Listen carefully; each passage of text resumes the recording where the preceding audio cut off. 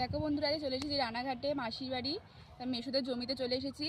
তো এখানে পটলের চাষটা একটু খুব বেশি, তো পটল ছোঁয়াচ্ছে, ফুল ছোঁয়াচ্ছে। চলো আসো দেখা যাক।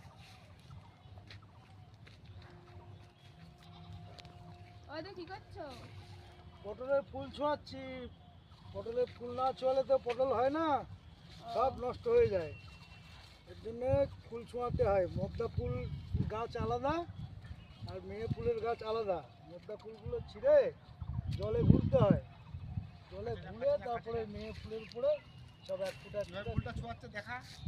দেখো বন্ধুরা, এই যে ফুল ছোঁয়াচ্ছে দাদু এখানে। ফুলের উপরে এক ফুটা দিতে হয়। আচ্ছা আচ্ছা, এই সকালবেলায় ছোঁয়াতে হয় তাই তো? সকালবেলায় ছোঁয়াতে হয়, না ছোঁয়ালে পরে ফুলগুলো জড়ো হয়ে গেলে ভিতরে আর জল যায় না।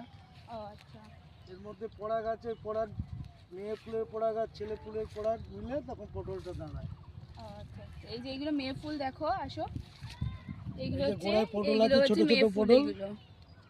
আর পটলের সাইজগুলো খুব সুন্দর, এগুলো বড় হবে। তো কদিন অন্তর হাটে নিয়ে যাও এগুলো?